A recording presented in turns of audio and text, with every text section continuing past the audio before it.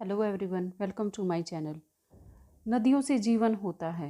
वे न केवल पीने के लिए पानी देती हैं बल्कि फसलों से लेकर तमाम उपयोगों के लिए जल देती हैं।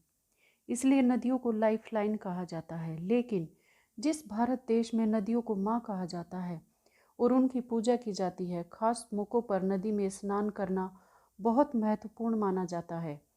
नदियों पर ही कुंभ महाकुंभ आयोजित किए जाते हैं। वहीं एक ऐसी नदी भी है जिसे भयंकर शापित माना गया है।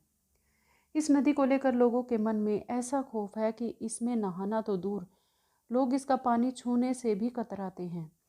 इस नदी के पानी को हाथ लगाना भी बहुत ही अशुभ माना जाता है। ये शापित नदी उत्तर प्रदेश में है और इसका नाम करमनाशा नदी है। उत्तर प्रदेश की इस करमनाशा नदी के पानी को लोग छूने से भी डरते हैं। इस नदी का नाम करम और नाशा दो शब्दों से मिलकर बना है। इसका शाब्दिक अर्थ ही निकलता है काम नष्ट करने वाली या बिगड़ने वाली। माना जाता है कि करमनाशा नदी का पानी छूने मात्र से काम बिगड़ जाते हैं और अच्छे कर्म भी मिट्टी में मिल जाते हैं। इसीलिए लोग इसके पानी को उपयोग में नहीं लाते। यह नदी उत्तर प्रदेश और बिहार में बहती है, लेकिन ज़्यादातर हिस्सा यूपी में आता है। यूपी में यह सोनभद्र, चंदौली, वाराणसी और गाजीपुर से होकर बहती है और बक्सर के पास जाकर गंगा में मिल जाती है। करमनाशा नदी को ना छूने का खौफ लोगों में इस कदर है कि जब लंबे समय पहले यहाँ पानी का इंतज़ाम नहीं था, तब लोग यहाँ रहने से बचते थे और जो लोग यहाँ रहते थे वे भी फसल उगाने में इस पानी का उपयोग करने की बजाय फल खाकर गुजारा करना बेहतर समझते थे। करमनाशा नदी के शापित होने के पीछे एक बहुत ही पौराणिक कथा है।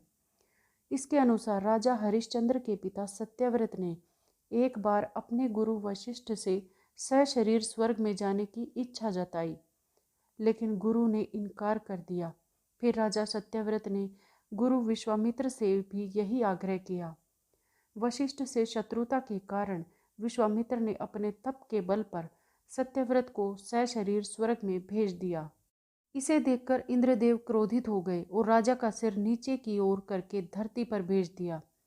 विश्वामित्र ने अपने तप से राजा को स्वर्ग और धरती के बीच रोक दिया और फिर देवताओं से युद्ध किया। इस दौरान राजा सत्यव्रत आसमान में उल्टे लटके रहे, जिससे उनके मुंह से लार गिरने लगी। यही लार बहने से नदी बन गई। वहीं गुरु वशिष्ठ ने राजा सत्यव्रत को उनकी धृष्टता के कारण चांडाल होने का श्राप दे दिया। माना जाता है कि लार से नदी बनने और राजा को मिले श्राप के कारण इसे शापित माना गया और अब तक लोग इस नदी को शापित ही मानते हैं और वे इसके जल को छूने से बचते हैं। आज के वीडियो में इतना ही। मिलते हैं अगली वीडियो में एक नए विषय के साथ। तब तक के लिए खुश रहें। Thanks to all. Thanks for watching. Bye. Take care.